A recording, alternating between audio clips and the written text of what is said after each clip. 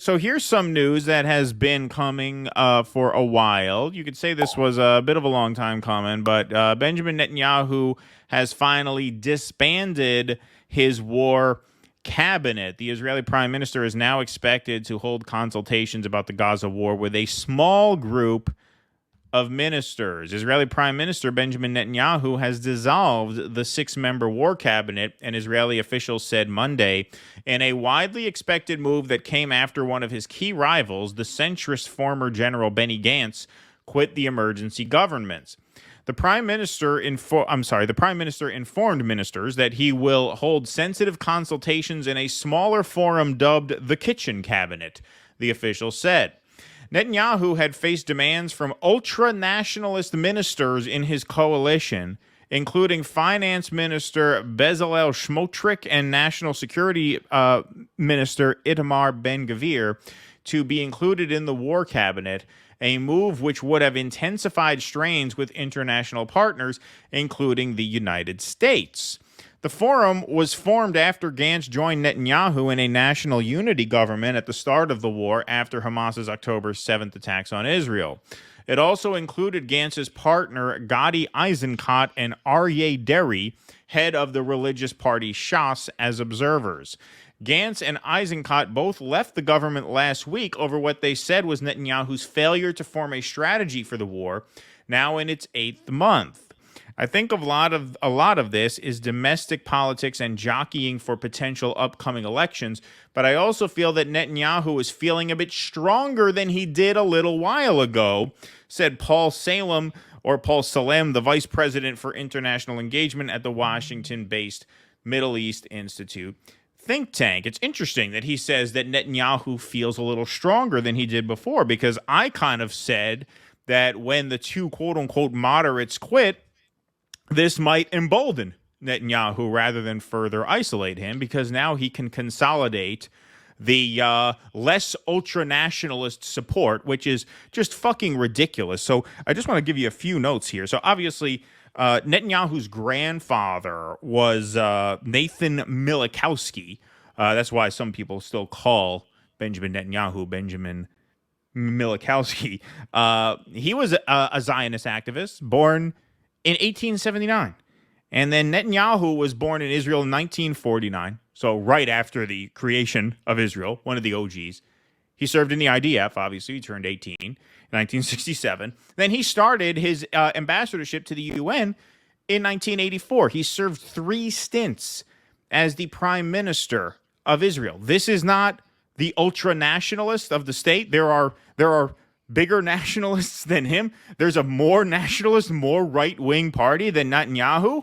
Well, yes, apparently, which is why I thought maybe the fact that the moderates are bailing will embolden him further rather than isolate him further, because that consolidates a certain level of support that may not have been there before. And that seems to be what's happening now. We have a little bit more to read, but you have anything before we go on? I was going to comment on what's coming up, so keep going. Oh, okay, cool.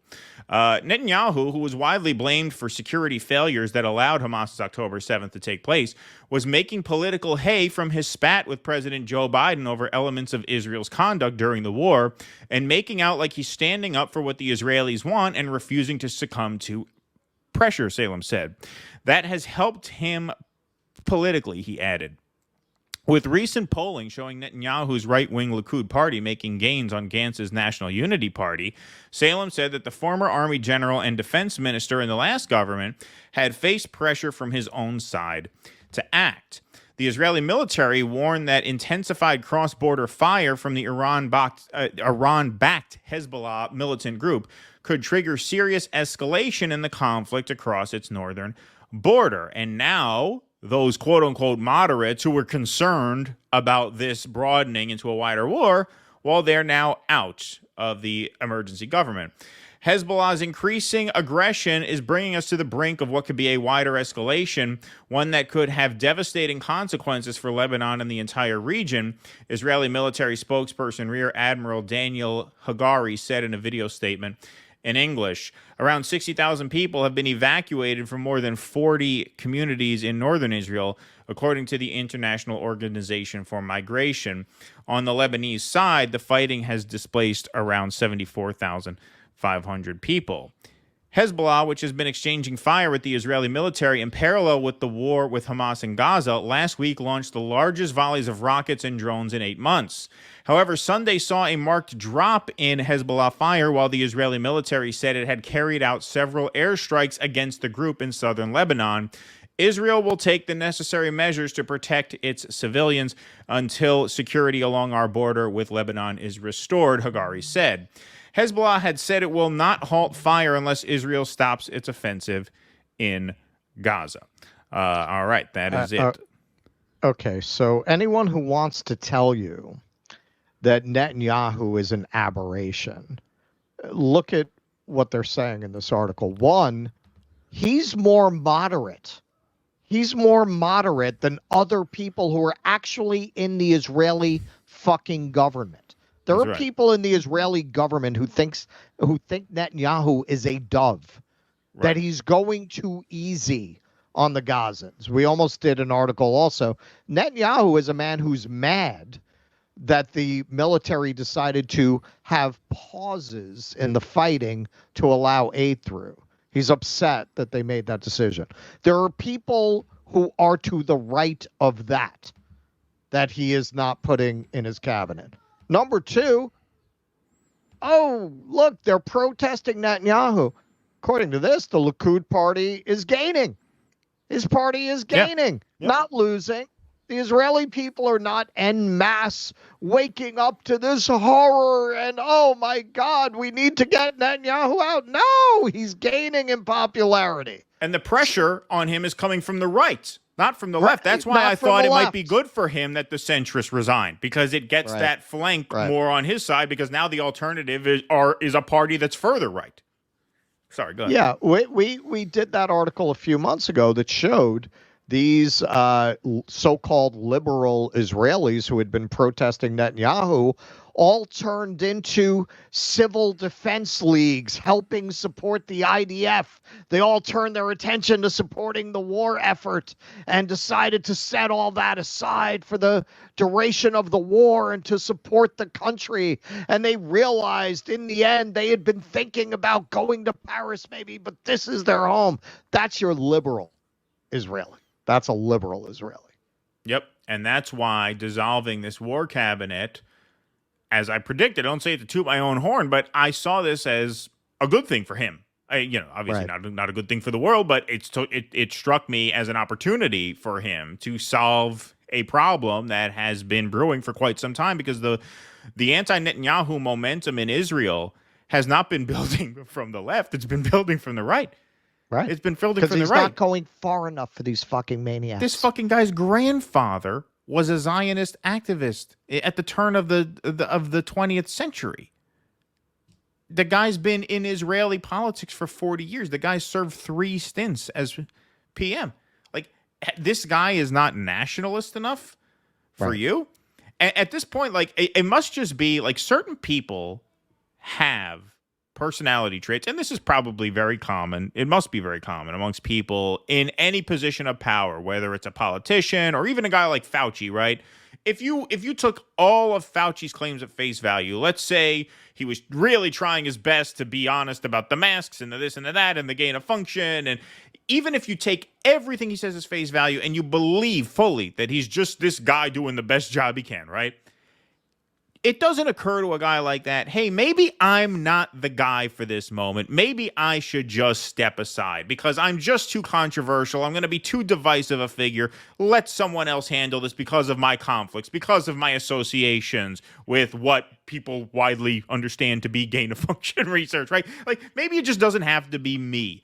But people in that position never think that. That's the last thought on their mind. Maybe I'm not the guy to be at the center of this. Is that what Netanyahu's like? Like, you haven't been around long enough. You got to hold on to power. Why? Don't forget, his position was being threatened over the summer. There were protests in the streets about his Supreme Court power play and all this stuff.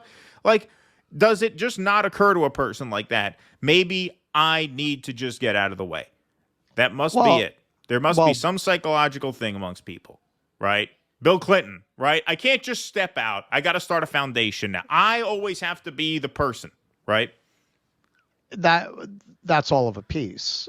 Yeah. Personalities like that are the ones who are driven to seek these prominent, powerful positions. Very often people have said only the ones who don't seek power are really qualified to hold it.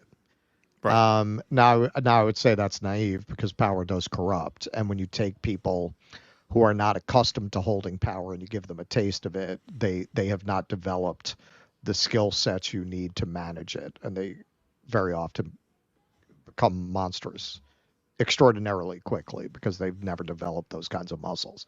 But I think when you look at somebody like Netanyahu, he believes he is the man for the moment, and he believes history is going to vindicate him because in the end, their purpose is to ethnically cleanse from the river to the sea and make it all part of greater Israel. That is the intention. The way he sees it is, well, the right-wingers are going to provoke the U.S. too much. I'm the man for this moment. I'm going to hold them at bay, and I'm going to do what Israel has been doing for 76 years. Gradually displace these people and take their land, whilst telling the U.S. it's complicated. You know, we're doing everything we can, and when all else fails, pull the Holocaust card and to make specious claims of sexual assault that we have no evidence for. Exactly, and that's a card that the Ben-Gvirs of the country can play because they're not in the position of having to do a dance with Joe Biden. They just get to be as rhetorically hardline as they want, which animates a certain base. And Netanyahu's feeling is, well, they're going to push the United States too far. Now, in reality, they probably wouldn't. They'd probably go in and do exactly what Netanyahu's doing because Netanyahu is as right-wing and as nationalist in practice as you really could be. Sure. Right? But from a political standpoint, the so-called far rights in Israel doesn't have to worry about international relations in the same way because they don't have the power he does. They're not in power. He's not the point they're not the point person. Netanyahu is. Right.